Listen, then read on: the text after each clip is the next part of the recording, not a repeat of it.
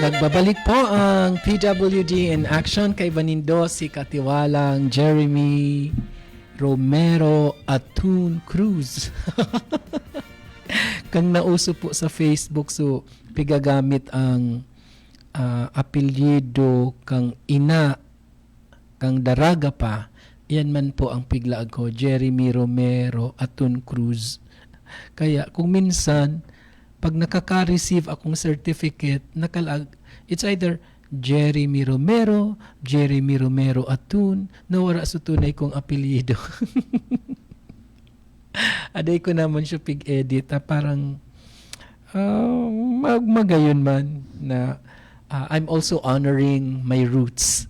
Ang sakuyang lola, si Remedios Romero Atun.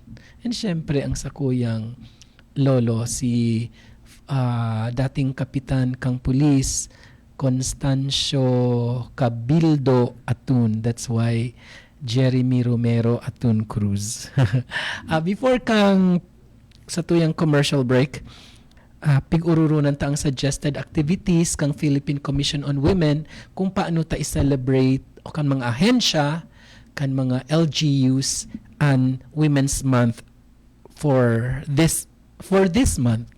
For 2026. And before that, pighurunan ta ang God Focal Point System or GFPS.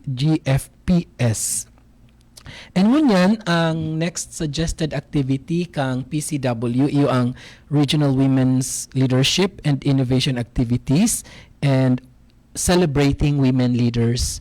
A while ago, na i-share ko po sa Indo na ang DepEd Regional Office ma-honra kang mga division chiefs, section and unit heads na mga babae. So sinda ang tatawan ki recognition. Ang apod mi duman is Babaylan 2026 honoring the women leaders of DepEd Regional Office number 5. So ang award na makukuha ninda is Babaylan Award 2026. Di ba? Ako excited na maray. Bata, I don't know sa mga a-awardan. Bata, may saro duman si, di ko nataraman, ngaya Sir G, ano ngaya ang attire me para sa awarding? Sabi ko, Filipiniana po. That's the Filipiniana is very close to the Babaylan attire or dress Babaylans of the olden times. So excited akong maray, and that will be on March 31. Dapat ko ta po sa March 13 but because our regional director is not available, so piglaag mi na lang siyang March 31. Parang talagang to culminate the whole month of March. And we have invited no less than the Honorable Mayor of Naga City, former Vice President of the Republic of the Philippines, si Madam Leni Robredo. Sana maging available siya sa March 31 para mas maugma ang DepEd Regional Office number 5 sa pagselebrar kang National Women's Month. And how can other agencies celebrate women leaders? Well, so sa Muya pong Babaylan Awards, that's our own initiative. I shared that kang nag-meeting kami online sa Gabos na GOD coordinators, division and regional GOD coordinators kang bilog na DepEd sa bilog na Pilipinas, and I shared that, and sana ma-implement din kan other regions, offices or divisions. Hindi naman yan sa kung sino ang nag-isip, but then that's something that we can replicate, no? And other LGUs, even at the barangay levels, can also do that. For example, mga purok leaders na babae, barangay kagawad na babae, we can tender a short, simple program for them as part of the celebration of the Women's Month. Diba? And that's not only recognizing them, but inspiring them to again recommit themselves to public service na gampanan na nintudok sa buot with commitment, with passion and integrity ang saindang mandato kung asain man o anuman ang organisasyon na iyan. Kung bako sa barangay, sa LGU, munisipyo o syudad, mga offices, pwede ining maginibo. Ako, I'm imagining posters of Babaylan awardees. Ilalag dyan ngaya sa along the hallway kang regional office. Tapos nakalaag naman sa pangaran kang for example, Joanne Lagata, Chief ESSD, Babaylan Awardee 2026. Di ba? Gayon. No? It's also inspiring those who are not in the position, but at least to encourage themselves. It's always to become better out of their own versions. So the better versions of themselves. Gariman sana ayan, ang analogy ko dyan is kasimple. Kung muya mong ma-improve, sabi ko sa mga estudyante, muya mo maging top 10, taka ito po baga, piga-awardan sa top 10, dae ka man nakaabot sa top 10, pero na-improve mo sa grades mo. Dahilan ta, nag-aspire ka na ma-improve, di ba? So, that's one way. Celebrating women leaders.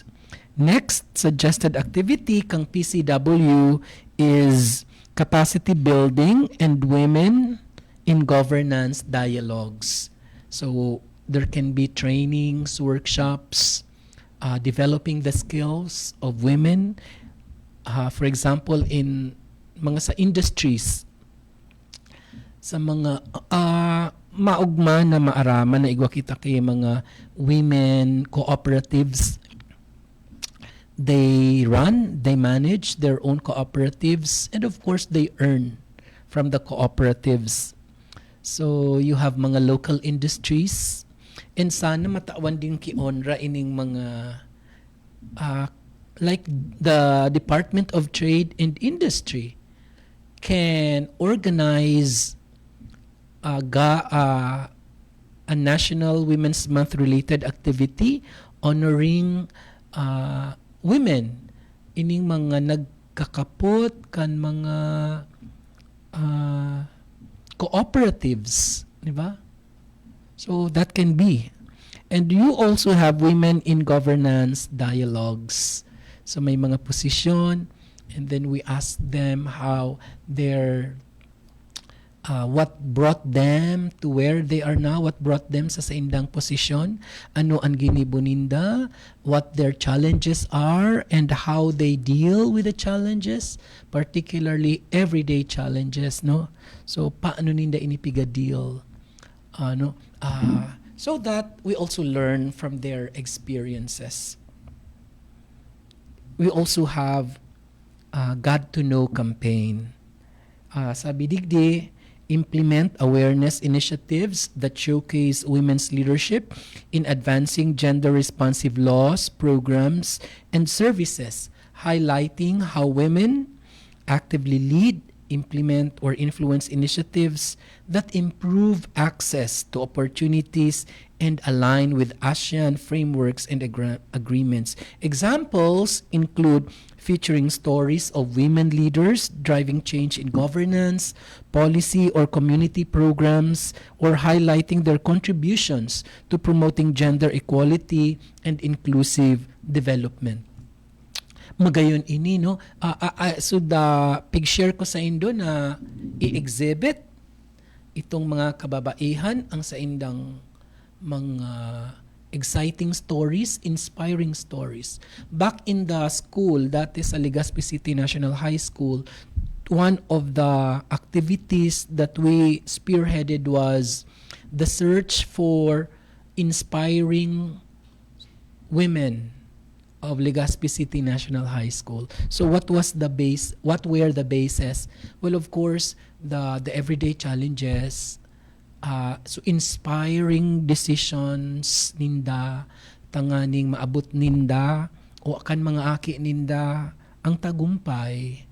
So it's not always women achieving higher positions, but how women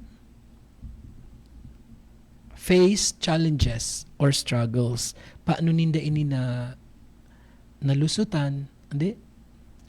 And sa tamang paagi, syempre. And other agencies or organizations can also do that or similar activities. So, kadakul kitang pwedeng matao. For example, sa barangay, magbabalik muna ang PWD in action pagkatapos po kaining mga commercials.